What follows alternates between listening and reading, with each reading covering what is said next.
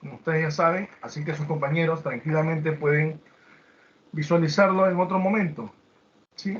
Y si tienen una pregunta, como siempre les digo, hay un chat ahí, lo pueden hacer y en su momento se responde, ¿no? Yo siempre estoy pendiente del chat, de los mensajes que a veces se envían, no hay problema. De ello estoy para poder orientar y aclarar algunas dudas tal vez que haya.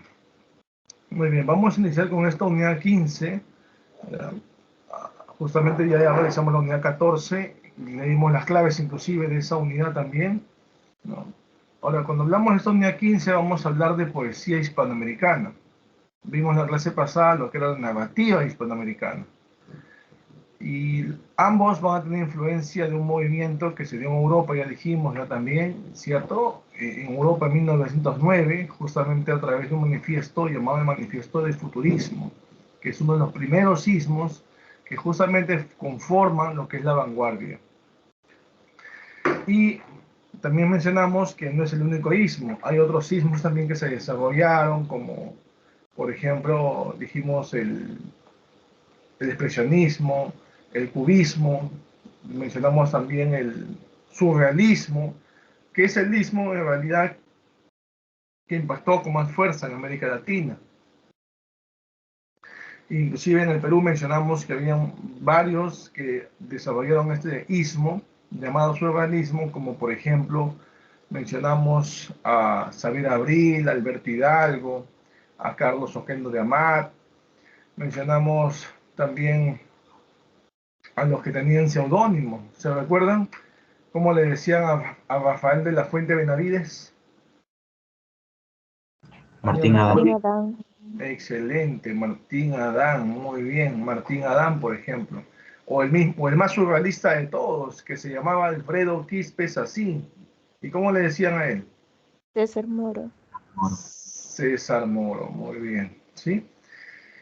Ellos eran representantes de la vanguardia peruana. Y había un futurista también entre ellos, ¿recuerdan el futurista? Parra del Río. Claro, Juan Parra de Aviego, muy bien, muy bien. Bueno, mencionamos por supuesto también ahí a César Vallejo, que es el máximo representante de la vanguardia peruana y es uno de los fundadores justamente de esta vanguardia, de este vanguardismo, de esta poesía hispanoamericana, aquí en el Perú y también por supuesto en América Latina. ¿Ya? Ahora vamos a mencionarlo. Muy bien, justamente cuando hablamos de este vanguardismo, ahí está Raúl, muy buenos días Raúl. Recordar que el vanguardismo aquí en el Perú, en otras partes de América, surge a partir de la segunda década del siglo XX, ¿sí? En poesía, hablando en poesía, los poetas van a estar presentes, por supuesto, ¿ya? Pero hay otros sismos que también, digamos, vienen consigo con el vanguardismo, como mencionaba, ¿no? El expresionismo, el futurismo, el ultraísmo. Es el ultraísmo de Jorge Luis Borges, por ejemplo, que luego ya dejó el ultraísmo y pasó a ser surrealista, ¿sí? Y el surrealismo, como les mencioné, es el que más influye en América. Ahí tenemos la foto, ¿no? Justamente de un representante de lo que es, ¿qué ismo desarrolló él? El que está en la imagen ahí. Sí lo aprecian, ¿cierto? Está pensando justamente, tiene en su mente tiene un sexto ismo. Juan Carlos, no te voy a escuchar, discúlpame. Muy bien, Yair. Expresionismo, muy bien, Juan Carlos, muy bien, Yair. El expresionismo, ¿cierto? De Franz Kafka, con su obra La Metamorfosis. Y el expresionismo, recuerden, no solamente nos va a dar a conocer que se pueden crear situaciones reales, que no lo son, a partir de una profunda sensibilidad, lo que genera la llamada teoría de lo absurdo, ¿sí? Sino también él en la obra nos plantea el tema de la deshumanización. Y él ya mostraba ya una novela con un sentido, o bueno, dándole un sentido objetivo, real, sin su punto de vista, sino real, mostrándonos una realidad caótica, inestable, inquietante, intranquila que vive justamente el hombre contemporáneo. En las características encontramos justamente el uso del versolibrismo, que es una característica vanguardista, el empleo del lenguaje metafórico, Ruptura gramatical, ahí está otra vez presente, producto de la tensión emocional, y eso genera un hermetismo en el contenido del mensaje. Continúa la creación de forma y fondo, lo que conocemos como caligramas, cuyo creador fue Apollinaire, Guillermo Apollinaire, el cubista, parte del cubismo, justamente en Francia. ¿Ya? Y por supuesto hay otros autores que van a seguir esa tendencia de Guillermo Apollinaire y también van a desarrollar sus caligramas. Como por ejemplo, vamos a ver a un mexicano que se llama Octavio Paz. Octavio Paz tiene sus caligramas, tiene varios poemas y hay un poemario que se llama Topoemas, que son gráficos prácticamente, pero representados con poesía, por supuesto. Y mencionar justamente aquí en la unidad, bueno, en este caso es la unidad 11, ¿ya? La unidad 11 justamente que hemos desarrollado nosotros en esta oportunidad y hablamos de César Vallejo.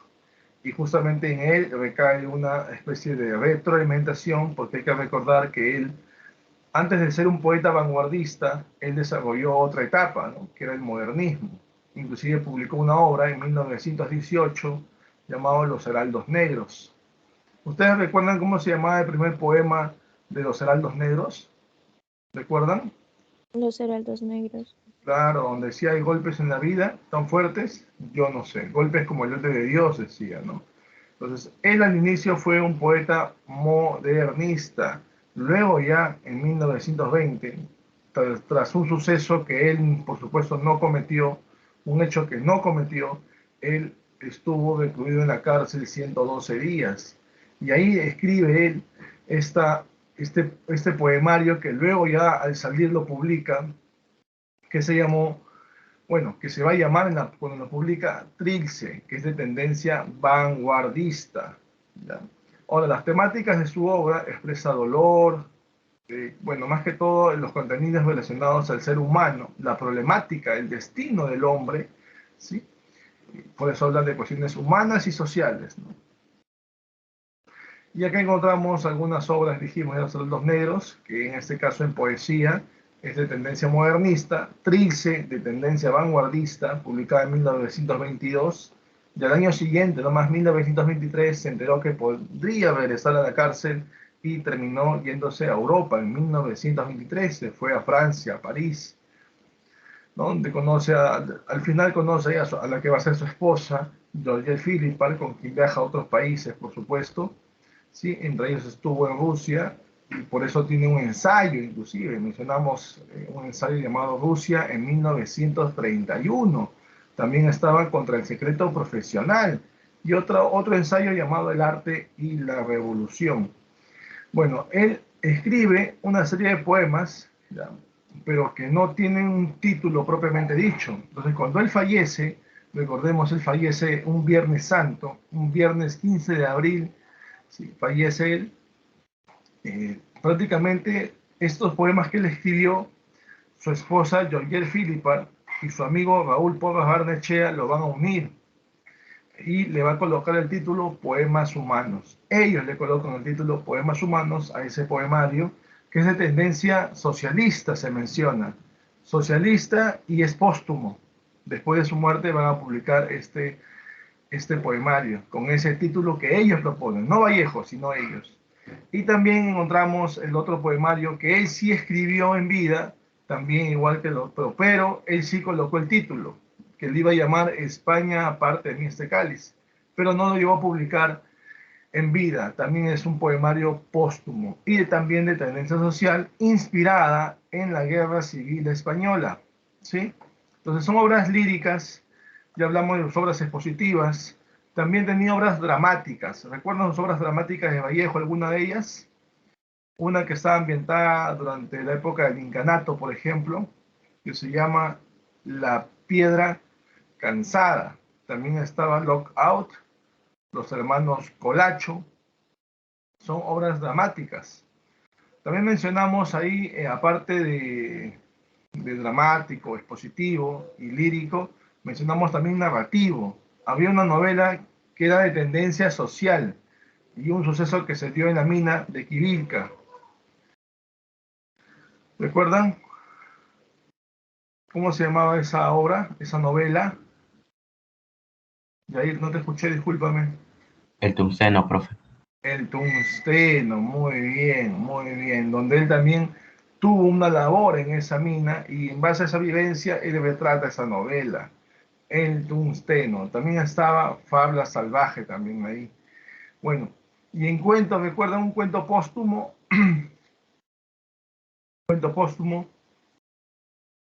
donde hay una especie de desigualdad, muestra él, da a conocer la desigualdad social, ¿no? Debido a una cuestión económica, por supuesto, ¿no? De dos niños prácticamente, hay más ¿Paco niños. Yunque? Paco Yunque, muy bien, Emily, ¿no? El niño pobre contra el niño rico, prácticamente el niño rico va, digamos, a sobreponerse contra la pobreza de aquel niño llamado Paco Yunque, justamente. Bueno, entonces encontramos ahí a César Vallejo, que es el máximo representante del vanguardismo peruano. Uno, recordar que César Vallejo es conocido como el poeta metafísico, el poeta universal, ¿no? Eh, bueno, recordar de él que de otra manera va a trascender su poesía, no solamente en el Perú, sino en Latinoamérica y, por qué no decirlo, en el mundo, porque recordemos que él al final vivió mucho tiempo en Francia, en París, y de ahí viene su reconocimiento hacia él. Muy bien, muy bien. Ahora vamos a ver, sí, que aquí, bueno, por la influencia justamente de ese llamado vanguardismo, vamos a encontrar nosotros, sí, dos tipos de poesía. Justamente hablábamos en una clase cuando mencionábamos la generación del 50.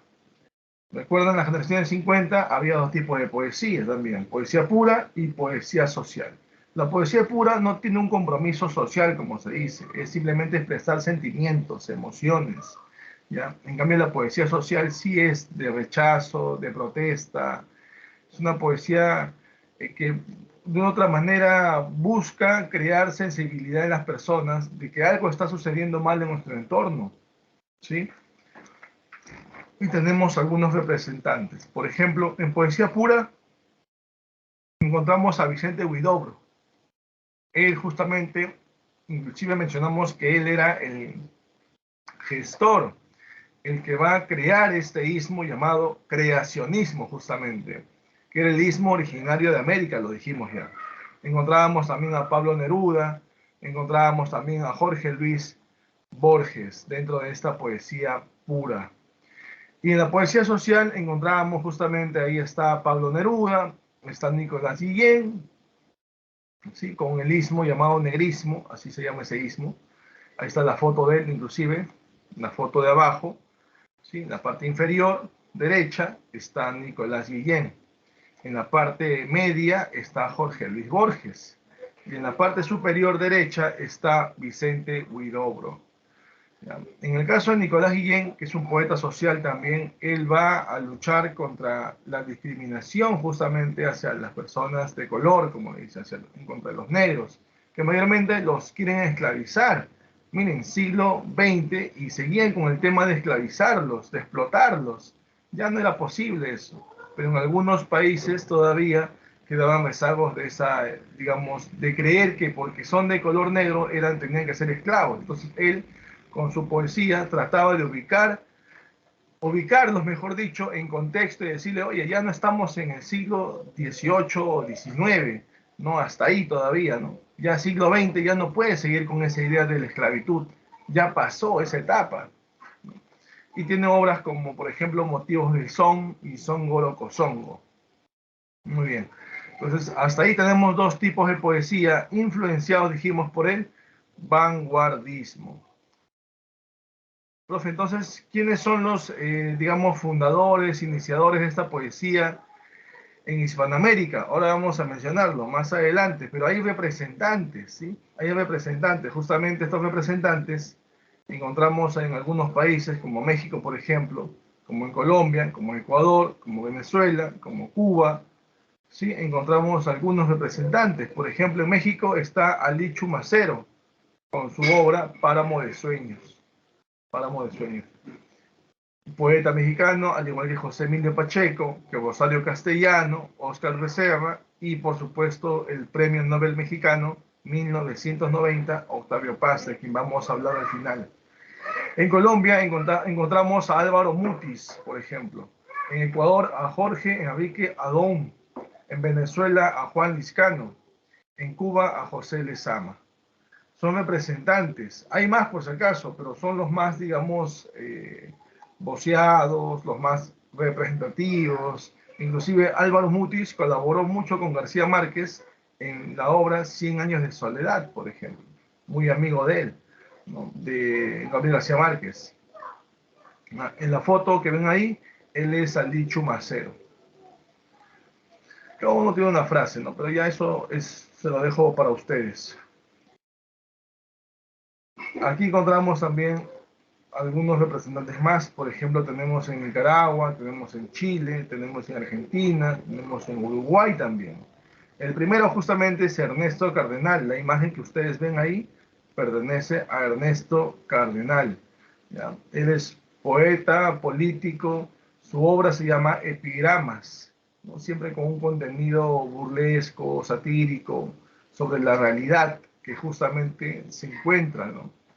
Él se menciona inclusive que estuvo vinculado al mundo el mundo clerical también, y criticaba el clero porque él provenía justamente de ahí. No estaba de acuerdo con la forma como se llevaban las cosas, dice el clero. Entonces se enroló también a las tropas militares. Y tampoco estuvo de acuerdo con esa forma de llevar a cabo el mundo militar. También lo criticó también. Al final decidió ser solamente un poeta que da a conocer la realidad desde su punto de vista, pero realidad en sí. Oscura, como dijimos, conflictiva, esa realidad, ¿no? Tenemos también Salmos de Ernesto Cardenal. En Chile encontramos a Enrique Lin, encontramos a Nicanor Parra. Justamente Nicanor Parra es el que desarrolló la llamada poesía conversacional.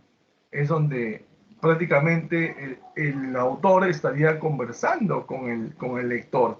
Pareciera ser un diálogo entre ambos, ¿no? Y eso es lo que genera el Nicanor Parra con esa llamada poesía conversacional, donde encontramos una obra llamada Poemas y Antipoemas de Nicanor Parra. Es clásica esa obra y también el autor chileno, por si acaso. Ya, en Nicaragua también es clásico Ernesto Cardenal, justamente con su obra Epigramas. ¿Ya? Y luego vemos en Chile que vamos a encontrar nosotros aquí dos chilenos, vamos a hablar. ¿Ya? En el caso de Lucila Godoy Alcayata, ¿sí? Más conocida como Gabriela Mistral, va a ser la primera chilena en obtener el premio Nobel, justamente en 1945. Ya fue pregunta ese previa hace un tiempo también.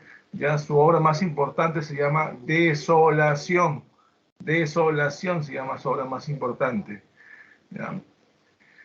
En Argentina encontramos a Juan Gelma, a Alejandra Pizarnik, perdón, sí, con su obra, en el caso de Alejandra Pizarnik, una poetisa y también de una tendencia social, ¿no? El árbol de Diana.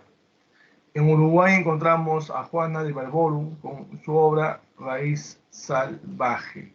¿Ya? Ahí justamente son, digamos, los representantes de esos países, las más importantes, por si acaso, las más importantes. Y aquí encontramos en el Perú, profesor, tenemos también nuestros representantes. En la clase pasada, justamente mencionamos en la generación de 50, ustedes recuerdan, mencionamos, por ejemplo, en Perú a Carlos Germán Belli, con su obra O Hada Cibernética. A Jorge Eduardo Yeltsin también mencionamos, generación de 50, con su obra Reinos. Y estaba Blanca Varela, con Canto Villano, Es el puerto existe. ¿Sí? La que está en la imagen ahí, ella es Blanca Varela, por ejemplo. Y hay un poema que se llama Curriculum Vitae. Ellos son parte de la generación de 50. Inclusive mencionamos que estaba el máximo representante de la poesía de la generación del 50. ¿Quién era? ¿Quién era el máximo? Muy bien, Yair. Alejandro Romualdo, máximo representante en poesía de la generación del 50. ¿Recuerdan algún poema de él que mencionamos nosotros? ¿Cómo se llama su poema?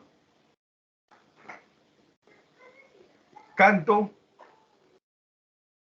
coral a Túpac Amaru, ¿sí? Donde justamente se ve un mensaje, ahí dijimos, oculto, un mensaje, un hermetismo en el contenido del mensaje, como también le dicen, la presencia de Jesucristo en la parte de Túpac Amaru, ¿no? Mencionándolo, dando a conocer algo que le sucedió a Jesucristo, ¿sí? Y que él fue, en el cual también formó parte. Muy bien. Entonces, mencionamos a Alejandro Romualdo como parte de, digamos, de la generación de 50 y máximo representante en poesía de esa generación de 50. Y en el 60 encontramos a Antonio Cisneros, profe, de 60 usted mencionó a Mario Vargas Llosa, claro, pero en narrativa, que también desarrolló, por supuesto, no solamente novelas, sino cuentos, ensayos, libros de memorias, ¿sí? Obras dramáticas, pero aquí estamos hablando de los poetas de las generaciones 60. Y ahí tenemos a Antonio Cisneros con Canto ceremonial contra un oso hormiguero, Rodolfo Inostroza con Contra Natura. Ellos son parte de la generación del 60.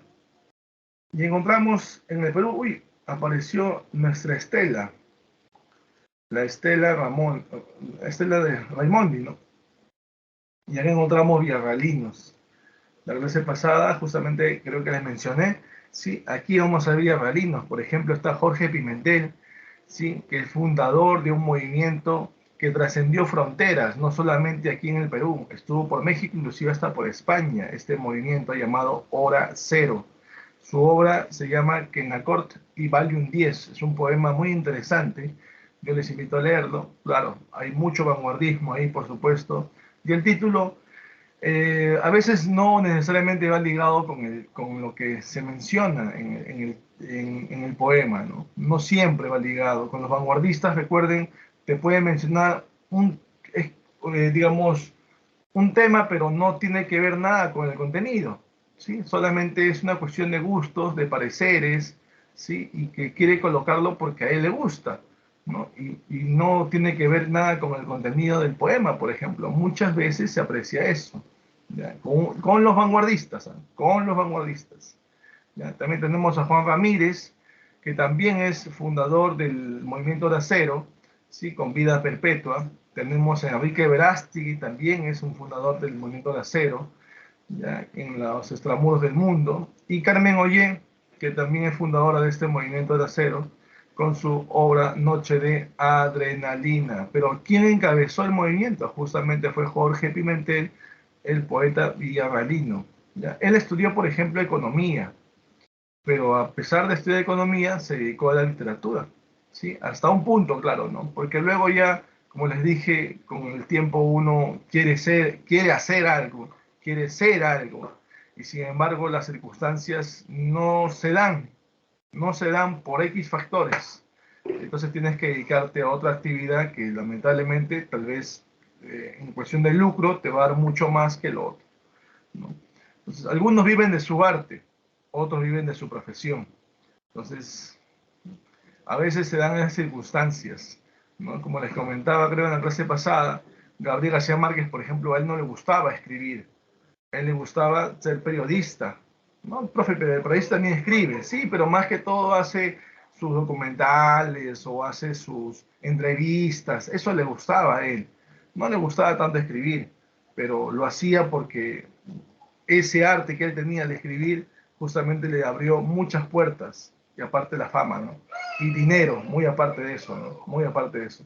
Entonces, de otra manera, Gabriel García Márquez veía en la literatura un refugio justamente para poder desarrollar ese arte y lograr algo, ¿no? Más allá de su profesión, ¿no? Bueno, y así les pasó a ellos también, ¿no? Su arte trascendió fronteras, pero no trascendió más allá, duró más tiempo, por así decirlo, ¿ya? Y tenemos acá a alguien que estudió arquitectura. Él estudió arquitectura, justamente que está en la foto, ¿sí? Él es José Watanabe, villarrealino también, ¿sí? Y bueno, él estudió arquitectura los primeros años, luego tuvo que dejarlo por cuestiones económicas y decidió dedicarse al campo literario y también político también en su momento, ¿no? Acá estaba justamente a la mano izquierda estaba la foto de Jorge Pimentel, pero siempre se desaparece. Tal vez ustedes en la diapositiva que pueden verlo, ahí lo van a conocer quién es. Se desaparece siempre, no aparece. Trato de hacerle clic y no aparece. Siempre se va. Bueno, muy bien. Ahora vamos a ver justamente los fundadores de esa poesía hispanoamericana. ¿Quiénes son los fundadores? Ahí está César Vallejo, Vicente Huidobro, Octavio Paz y por supuesto Pablo Neruda. ¿Ya? Pablo Neruda. Muy bien, pero son de momentos distintos, ¿cierto? Bueno, Vallejo, inclusive nosotros sabemos que él estuvo hasta 1938 aproximadamente, ¿no? O sea, no conoció a Neruda, ¿no? Pero él fue uno de los fundadores de esta poesía hispanoamericana. ¿No? Está Vicente Huidobro también, está Octavio Paz, está Pablo Neruda en este caso. Todos influenciados por el surrealismo. ¿No? Inclusive una pregunta que se dio justamente era es uno de los fundadores de la poesía hispanoamericana y en la clave estaba Octavio Paz, ¿no? Que es uno de los fundadores. También está Vallejo, Vicente Huidobro y Pablo Neruda. Muy bien, vamos a hablar justamente de él. Él se llama Ricardo Eliezer Neftalí Reyes Basualto, conocido como Pablo Neruda. Así se va a conocer, como Pablo Neruda. Él va a recibir el premio Nobel en 1971. Es el segundo premio Nobel chileno. La primera, dijimos, era Gabriela Mistral, Lucila Godoy. Bueno, como dice en la diapositiva, murió tan solo 2 años después de recibir el premio Nobel y en circunstancias penosas. Él, bueno, le van a detectar cáncer y se menciona que ese cáncer fue inducido inclusive. Profe, ¿cómo se puede inducir el cáncer? Bueno, hay formas justamente como las conspiraciones, las llamadas conspiraciones. Pablo Neruda no solamente era literato, era uno de los mejores políticos chilenos, los mejores políticos de la izquierda chilena, ¿sí? Pero una izquierda, pues, ya les dije, ya creo en otras clases, una izquierda moderada, sensata, que entiende el papel de la empresa privada, ¿no? Entonces, Neruda era ese tipo de políticos y él era para que sea el presidente de Chile. Sin embargo, a él no le gustaba, dice, estar sentado en un escritorio y de ahí poder, ¿no? Y tal vez viajar que otro lugar, pero no era lo suyo, decía. Yo puedo apoyar mucho en política, pero para representar todo un país se hace, se hace necesario, digamos, una, una mayor voluntad que la que yo tengo. Decía eso Pablo Neruda. Y esa voluntad que la que yo no tengo, la tiene él, decía. Y aquí lo señalaba a Salvador Allende, que era su amigo justamente. Y Salvador Allende va a ser prácticamente Pablo Neruda le da su lugar a Salvador Allende. Y por eso Salvador Allende llega a ser presidente de Chile, muy amigo de Pablo Neruda. Y lo va a ayudar, por así decirlo, entre comillas, lo va a apoyar, va a colaborar también con Pablo Neruda para que sea diplomático y así él podía viajar a varias partes de América Latina y también de Europa como diplomático. Él quería, como muchas veces lo hizo Rubén Darío en su momento, el mismo Chocano, que hablamos de ello, ¿cierto? La literatura era su arte, su vida, pero la política era el medio para llevar a cabo o dar a conocer justamente su poesía, su arte, el movimiento, en el caso de Rubén Darío. Y Pablo Neruda va a hacer lo mismo también, va a utilizar justamente el aspecto político, que lo desarrollaba muy bien, ¿sí? En algunas circunstancias, de acuerdo a lo que él quería, bueno, llevar a cabo, ¿sí? Pero también plasmaba en ello su arte, la poesía. Bueno, y al final se menciona que cuando, ya saben ustedes pues en Chile qué pasó, ¿no? ¿Quién dio el golpe de Estado en Chile? Que justamente derrocó a Salvador Allende. Lo mató en la Casa de las Monedas, por así decirlo. ¿Quién fue? Pinochet. Vamos. Pinochet, claro, Pinochet. Y Pinochet no solamente acabó con Salvador Allende, sino acabó con muchos partidarios de la izquierda chilena, con muchos. ¿sí? Como todo dictador, no quiere tener obstáculos, no quiere tener enemigos cerca o personas que en su momento vayan y, como se dice, levanten el pueblo, ¿no? No quiere eso, entonces comenzó a eliminar a sus enemigos. ¿Ya? Algunos, como ustedes saben, los persiguen, como hizo Odría, ¿no? Odría con los, digamos, escritores también de la generación del 50 y también del 60. Muchos de ellos fueron perseguidos, exiliados, algunos inclusive encarcelados y otros desaparecieron. En este caso, Pinochet también hacía lo mismo, ¿sí? Un dictador actúa de esa manera. Y se dice que a Pablo Neruda lo inducen por eso al cáncer, ¿no? Tenían que acabar con su vida de él de una u otra manera, y qué mejor una enfermedad, se menciona, ¿no? Él murió de esa manera. Pablo Neruda, producto de un cáncer en la próstata.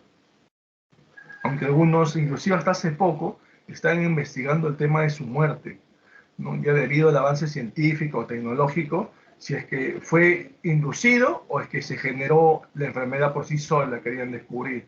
Claro que los familiares no estaban de acuerdo, ¿no? Pero siempre hay alguien detrás para saber y poder, digamos, descubrir, como se dice, la verdad, pues, ¿no? Bueno, encontramos también aquí un libro de memorias, ¿sí? Confieso que he vivido. Profe, hasta aquí, ¿cuántos libros de memorias vamos viendo? A ver, Ciro Alegría, libro de memorias. Vamos. Mucha Indigenismo suerte, humano. Pablo. Muy bien, Yair. Mucha suerte con harto palo. Ciro Alegría, corriente indigenista del norte. ¿Recuerdan? Sí.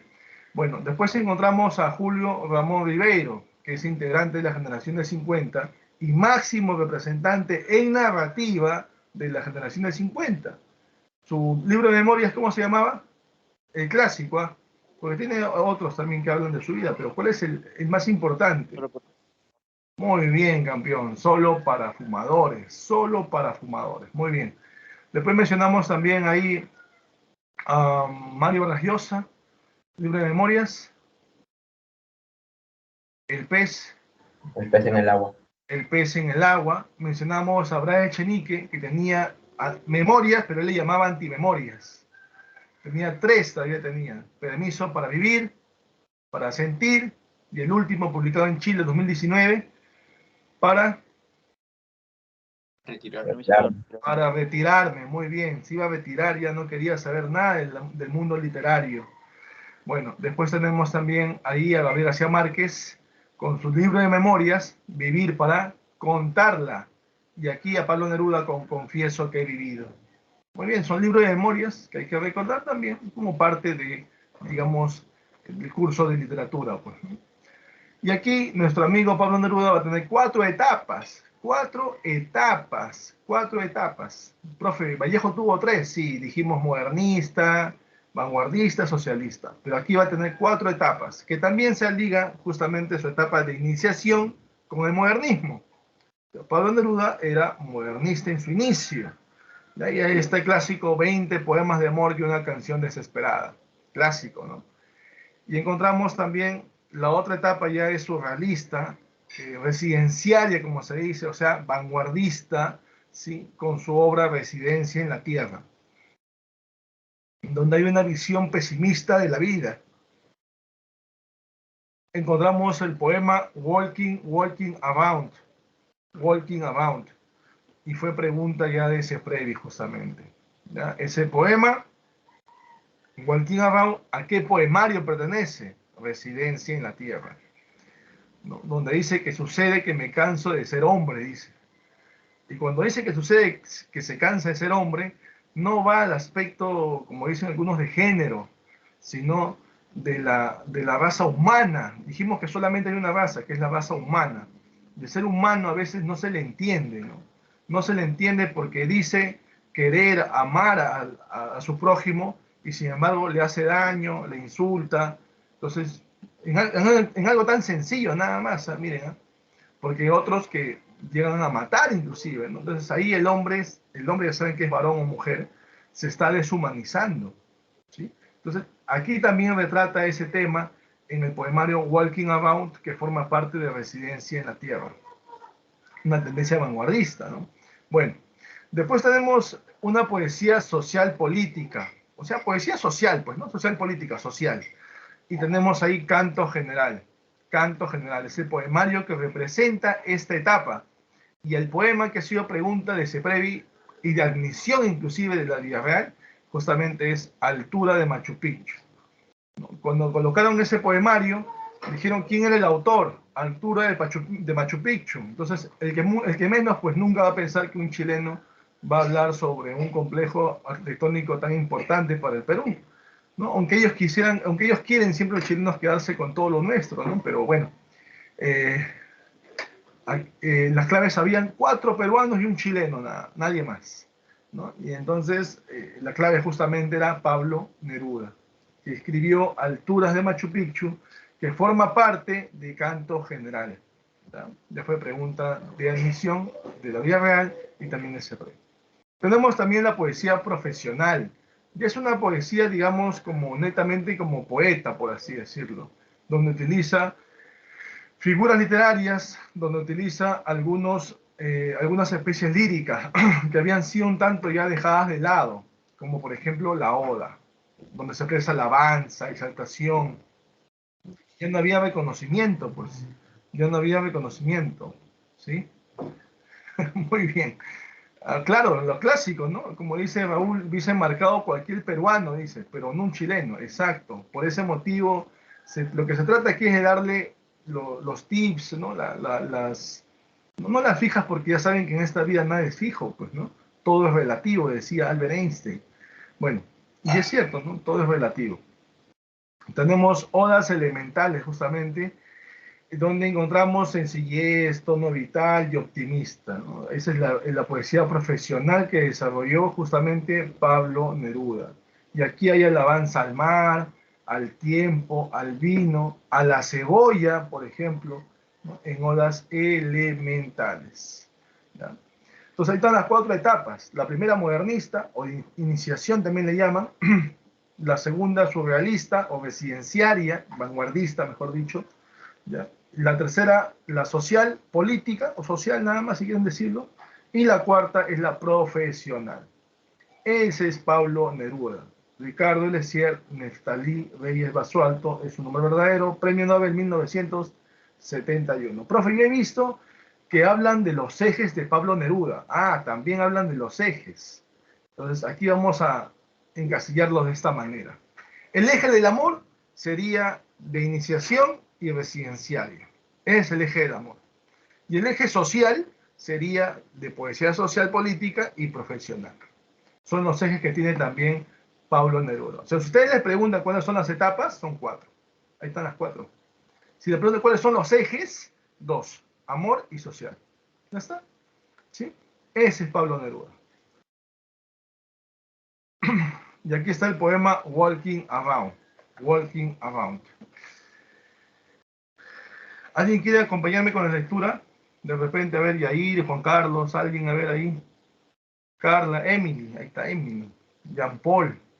Hay 9 más que siempre he tenido curiosidad cómo puedo ver los 9 que están ahí.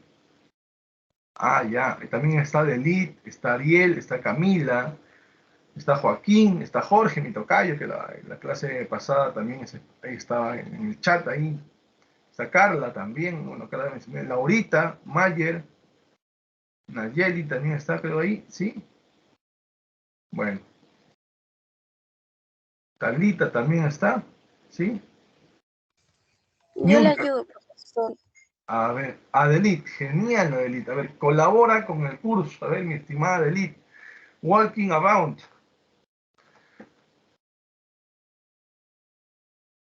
Ya. Sucede que me canso de ser hombre. Sucede que entro en las sastrerías y en los cines marchito, impenetrable, como un cisne de fieltro, navegando en un agua de origen y cenizas. El olor de las peluquerías me hace llorar a gritos. Solo quiero un descanso de piedras o de lana. Solo quiero no ver establecimientos ni jardines, ni mercancías, ni anteojos, ni ascensores. Sucede que me canso de mis pies y de mis uñas, y mi pelo y mi sombra. Sucede que me canso de ser hombre. Sin embargo, sería delicioso asustar a un notario con un lirio cortado, o dar, o dar muerte a una monja con un golpe de oreja. Sería bello ir por las calles con un cuchillo verde y dar gritos hasta morir de frío. No quiero seguir siendo raíz en las tinieblas, vacilante, extendido, tirando de sueño. Hacia abajo, en las tripas mojadas, uy, ya no veo. Mojadas de la tierra, absorbiendo y pensando, comiendo cada día. No quiero para mí tantas desgracias. No quiero continuar de raíz y de tumba, de subterráneo, solo, de bodega con muertos, aterido, muriéndome de pena. Por eso el día lunes arde como el petróleo, cuando me ve llegar con mi cara de cárcel, y aúlla su transcurso con una rueda herida, y da pasos de sangre caliente hacia la noche, y me empuja a ciertos rincones, a ciertas casas húmedas, a hospitales donde los huesos salen por la ventana, a ciertas zapaterías con olor a vinagre, a calles espantosas como grietas. Hay pájaros de color de azufre y horribles intestinos colgando de las puertas de las casas que odio. Hay espejos que deberían haber llorado de vergüenza y espanto. Hay dentaduras olvidadas en una cafetera. Hay paraguas en todas partes y venenos y ombligos. Yo paseo con calma, con ojos, con zapatos, con furia, con olvido. Paso, cruzo oficinas y tiendas de ortopedia y patios donde hay ropas colgadas de un alambre, calzoncillos, toallas y camisas que lloran lentas lágrimas sucias. Muchas gracias, Adelit. Muchas gracias. Muy bien. Por ejemplo, ahí vemos nosotros clarísimo, ¿sí? Bueno, con el mensaje, por supuesto, que decimos siempre oculto, ¿cierto? Que, bueno, la vida del hombre está lleno de desgracias, incluso hay una parte que lo menciona, ¿no? ¿Sí? Y que no entiende cómo se dan ciertos sucesos en la vida y el hombre no hace nada por ello.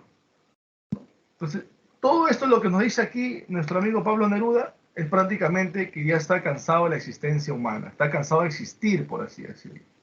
¿Sí? Ese poema se llama Walking Around, que forma parte... ¿De qué poema le forma parte, dijimos? ¿De qué poemario? Lo dijimos, ¿ah? ¿Qué etapa era? Ahí está. Etapa Residenciaria. residenciaria. Y justamente el poemario se llama Residencia en la Tierra. Y ahí se encuentra el poema Walking Around. No se olviden, no se olviden. ¿Ya? Muy bien, el poema 20, justamente el poema 20 tenemos ahí un voluntario. Ya, a ver, mi estimado, un fragmento, es claro, ¿no? Pero vamos a leerlo, vamos, mi estimado Raúl, te escuchamos. Puedo escribir los versos más tristes esta noche. Escribir, por ejemplo, la noche está estrellada y tristán, azules los astros a lo lejos. El viento de la noche gira en el cielo y canta. Yo puedo escribir los versos más tristes esta noche. Yo la quise y a veces ella también me quiso. En las noches como esta la tuve entre mis brazos. La besé tantas veces bajo el cielo infinito. Ella me quiso, a veces yo también la quería. ¿Cómo no haber amado sus grandes ojos fijos? Puedo escribir los versos más tristes esta noche. Pensar que no la tengo, sentir que la he perdido. Muy bien, excelente, muy bien, mi estimado Raúl. Claro que es un fragmento, nada más, es más extenso todavía, ya, pero muy interesante. Aquí se ve justamente su primer momento, ¿no? Que es el momento de iniciación, justamente está ligado al modernismo. El poema 20 forma parte de el primer momento que le tocó vivir justamente, ¿no? Y forma parte de ese poemario, 20 poemas de amor y una canción desesperada, donde se ve el tema del amor juvenil, se menciona. ¿Ya? Muy bien, mi estimado Raúl, gracias más bien por tu participación, tu apoyo también con el curso. ¿Sí? Muy bien, ahora vamos a pasar a hablar de nuestro amigo Octavio Paz. Ahí está Octavio Paz, también premio Nobel también y también fundador de esta poesía hispanoamericana, junto con Vallejo, junto con Vicente Huidobro y por supuesto Pablo Neruda. Nació en México en 1914 y falleció en 1998. A los 17 años nomás publicó sus poemas en la revista Barandal, ¿sí?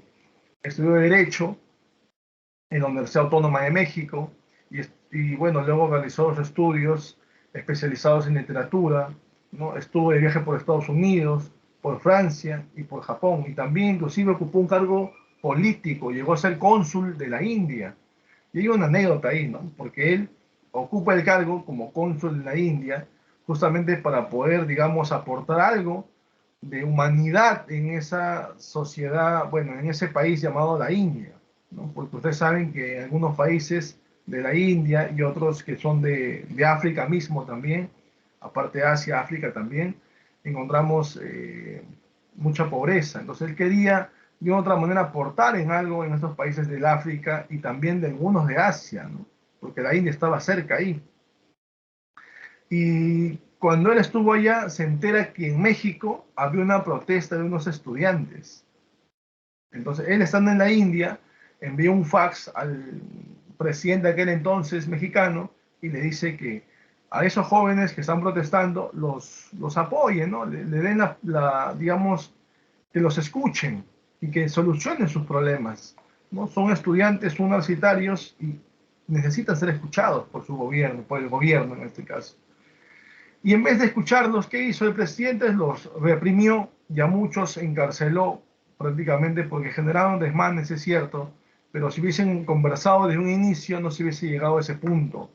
Pero bueno, los encarceló, entonces otra vez otro fax envía Octavio Paz desde la India, donde era cónsul, y manifiesta de que les da 24 horas para que liberen a esos a jóvenes, ¿sí?, que estaban justamente protestando por algo justo, que era parte de su quehacer universitario, ¿no? Y el presidente lo lee y dice, pero ¿quién es Octavio Paz? ¿Por qué tengo que cumplir con sus expectativas de él? Si quiere que renuncie, pues, y es cierto, en el fax decía que le daba 24 horas, de lo contrario su renuncia iba a ser irrevocable. Y el presidente se expresó de esa manera, diciendo que renuncie si quiere, pero yo no voy a hacerle su capricho, decía, ¿no? Pasaron 25 horas y el presidente, bueno, recibió justamente la renuncia irrevocable de Octavio Paz para ser cónsul de la India. ¿Sí? Y se dice que a partir de ese momento, como que el gobierno ya no iba a ir, no, ya estaba tambaleando, no iba a ir bien, no le iba a ir bien ya, ¿sí? Porque Octavio Paz se retiró de su grupo político, por así decirlo. Entonces el presidente dijo, ya, liberen esos jóvenes, libérenlos, y díganle a Octavio Paz que ya se liberó ya. Y Octavio Paz recibe la noticia de que a las 25 horas recién lo liberaron. Y Octavio Paz se enteró también por otras personas ahí ligadas al gobierno de que el presidente estaba como que no quería cumplir las 24 horas, sino en las 25 horas, o sea, cuando él quería, no cuando el otro quería, ¿no? Entonces se enteró de eso, dijo, bueno, envió un fax manifestándole su agradecimiento y también, bueno, el gesto que tuvo con los jóvenes de liberarlos, porque no le parecía justo que estén encarcelados por tanto tiempo, ¿sí?, por reclamar sus derechos nada más. Pero su renuncia era irrevocable y no iba a regresar ya a su gobierno. Entonces Octavio Paz se mantuvo siempre, como se dice, incólume, no se dejó llevar por el cargo, tal vez por el dinero que tiene que ver con ese cargo, sino sus principios, ¿no? Y la palabra que dio, renuncia irrevocable, quiere decir que ya no va a regresar, pues. Entonces a veces se plantea de esa manera. Interesante su postura de Octavio Paz. Perteneció a un grupo llamado Taller, ¿sí? Editó una revista con el mismo nombre, Taller, que es, más que toda la revista Taller, era una revista de ensayos, de crítica, en lo cultural, en lo social, en lo político, ¿ya? Y por supuesto vinculado con el mundo literario, o sea, el ensayo, la crítica, el ensayo, ¿no? Él es ensayista, por si acaso, es poeta y ensayista, ¿ya? Y fundó otras revistas como Plural y Vuelta con el mismo contenido literario, es decir, un contenido igualito, ¿no? Cultural, social, político, pero en ensayo, a través de ensayos. Después tenemos también, que ya dijimos eso, que era Premio Nobel en 1990. Obras, justamente en el lírico, tenemos ahí Luna Silvestre, que es su primer poemario, Raíz del Hombre, Libertad bajo palabra, Salamandra, Ladera Este, el monogramático, topoemas, que están aquí los famosos caligramas que él creó. Bueno, que él no creó, sino que él desarrolló de la creación de Guillermo Apollinaire, el que desarrolló el cubismo, él desarrolla topoemas. Y también está Convergencias, Blanco también. Y en el expositivo, por eso le decía que era poeta y ensayista, Sor Juana Inés de la Cruz o Las trampas de la fe, El logro filantrópico, El laberinto de la sociedad, La llama doble, donde se aprecia el erotismo y el amor, que es el ensayo, digamos, más importante que tiene Octavio Paz. Profe, he visto una pregunta, he visto una pregunta,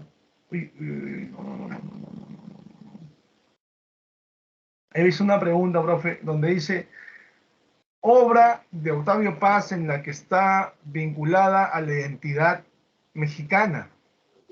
Si dicen obra, así de manera, digamos, abierta, y depende de las claves, ¿no? Porque hay dos obras que hablan de la identidad mexicana. En poesía está Águila o Sol. En poesía, Águila o Sol. ¿Ya? En poesía, habla de la identidad mexicana. Y en ensayo está Sor Juana Inés de la Cruz o Las trampas de la fe. Ahí se encuentra la identidad mexicana. De ahí habla, expresa sobre lo que es ser mexicano, la identidad mexicana. Por si acaso, por si acaso. Y encontramos aquí algunos poemas como aquí justamente, que forma parte de Salamandra, el poemario que hemos mencionado. Mis pasos en esta calle resuenan. En otra calle, donde oigo mis pasos. Pasar en esta calle, donde solo es real la niebla. Es su poema de tendencia vanguardista, ya sabemos, es surrealista Octavio Paz. ¿Ya? Y siempre se da una cuestión de ruptura gramatical, si ustedes se dan cuenta, ¿sí? El otro poema se llama Reversible, que forma parte del poemario Blanco. Profe, ¿por qué está así? No, a usted no le ha dado el espacio necesario. Así está escrito el poema. Es como si formara parte de un caligrama, ¿no? El fondo y la forma, por así decirlo. ¿Sí? Reversible. En el espacio estoy dentro de mí. El espacio fuera de mí. El espacio en ningún lado. Estoy fuera de mí. En el espacio dentro está el espacio fuera de sí. En ningún lado estoy. En ningún lado estoy. En el espacio, etc. Es un poema también surrealista, vinculado al vanguardismo, por supuesto. Y aquí están palabras en forma de tolvanera, que forma parte justamente de una de las revistas que él funda, que se llama Vuelta, ¿no? Dice, ahora la ventana que da, a ninguna parte la ventana, que se abre hacia adentro. El viento levanta instantáneas livianas torres de polvo giratorio. Son más altas que esta casa, caben en esta hoja, y caen y se levantan antes que digan algo. Al doblar la hoja, se dispersan torbellinos de ecos, inspirados por su propio girar. Ahora se abren en otro espacio, dicen, no lo que dijimos, otra cosa, siempre otra, la misma cosa siempre. Palabras del poema, no las decimos nunca, el poema nos dice. Ahí está, en los poemas de Octavio Paz. En este caso forma parte de la revista Vuelta. Palabras en forma de tolvanera. Muy bien, jóvenes señoritas, hasta ahí es nuestra clase del día de hoy, hasta ahí nuestro curso de literatura con la unidad 15. Ya hemos terminado el día de hoy y vamos a desarrollar la separata ahorita y luego vemos las preguntas con el repaso de las otras unidades. Ya todavía tenemos tiempo, así que no hay problema. ¿Ya? Vamos entonces a la separata, ¿les parece? De esta unidad 15, ¿sí? ¿Alguna pregunta? ¿Todo claro hasta ahí? ¿Todo claro? Sí, muy bien. Ahí está. Profesor, ¿podría repetir los últimos libros que mencionó que hablaban acerca de la Guerra de México, si no me equivoco, que La mencionó? identidad mexicana. Ajá, ¿podría repetirlo, por favor? Voy a escribir ahorita más bien en el WhatsApp, ¿ya? Voy a colocar obras que tratan de la identidad identidad mexicana. Luego, en poesía, encontramos entre signos de interrogación, águila o sol, se llama de poesía.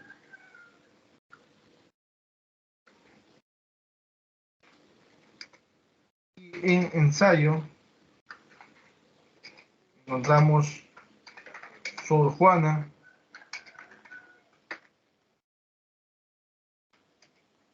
Inés de la Cruz o las trampas de la fe. Ahí está. ¿Ya? Ahí está, estimada Emily. Ojalá pueda... ¿Lo ves? ¿Sí? ¿Lo visualiza, cierto? ¿Sí? Sí, profesor, gracias. Perfecto. Entonces. Muy bien, muy bien. Entonces vamos a la separata, ¿les parece? ¿Sí? ¿Alguna duda tienen de esta unidad? ¿Alguna pregunta de esta unidad? ¿Todo claro? ¿Sí? ¿Sí? Yo creo que sí, ¿no? Porque no, si no hubiese alguna pregunta, pues, ¿no?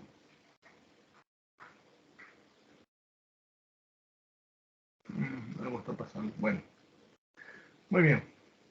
Entonces vamos a la separata, unidad 15. Justamente encontramos, dice, el libro de memorias de Pablo Neruda. ¿Cómo se llamó el libro de memorias de Pablo Neruda? Dijimos, Confieso que he vivido.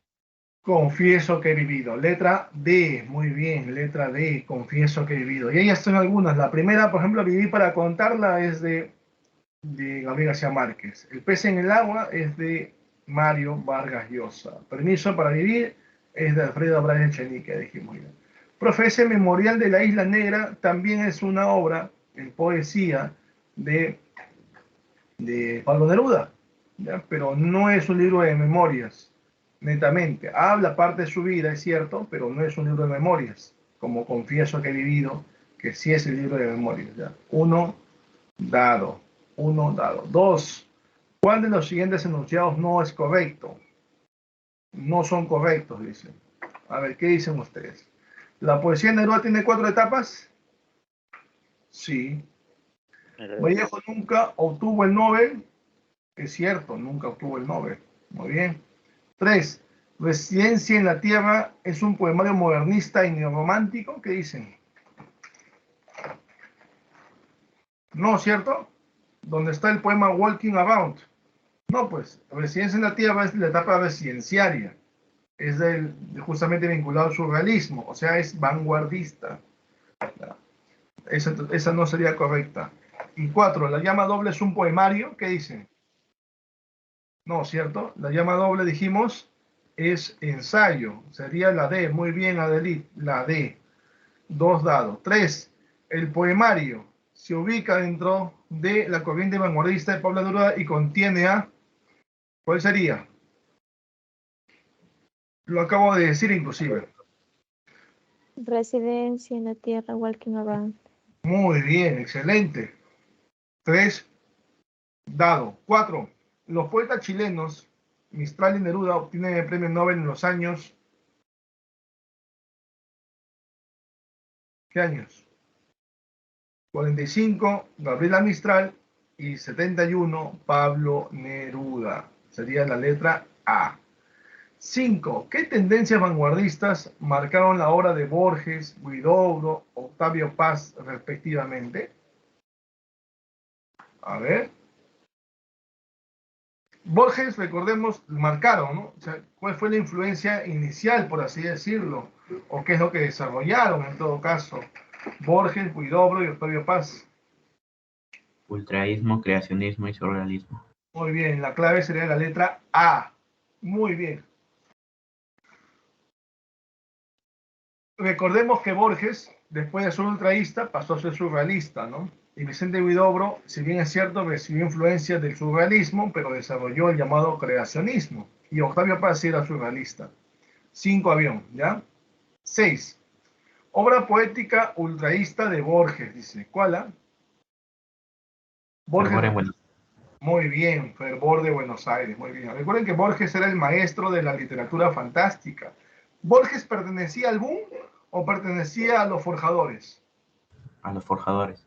A los forjadores, muy bien, a los forjadores, iniciadores, fundadores de la nueva narrativa en Hispanoamérica, ¿no? Muy bien, muy bien. 7. Entonces 6 sería dado. 7. Determine la verdad o falsedad de los siguientes enunciados sobre la poesía hispanoamericana contemporánea. A ver, ¿qué dice? ¿Se aplica el verso libre? Verdadero, verso librismo. ¿Existe la llamada poesía pura y de compromiso? Claro, poesía social, profe, sí, compromiso social. Y pura, está bien, está bien. Huidobro es el creador del ultraísmo. ¿Qué dice? Huidobro es creador del ultraísmo. Falso.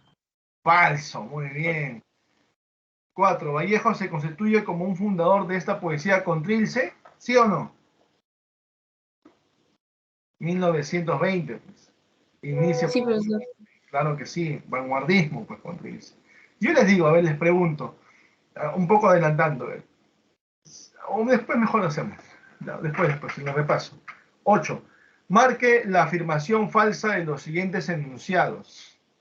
Lo falso de los siguientes enunciados. A ver, ¿cuál sería? A ver. Altazor es una obra de Vicente Huidobro. Sí, es una obra de Vicente Huidobro. Crepusculario es la primera obra de Neruda, su primer poemario de Pablo Neruda. Crepusculario, muy bien, sí. Octavio Paz, ensayista y poeta, también lo dijimos, sí.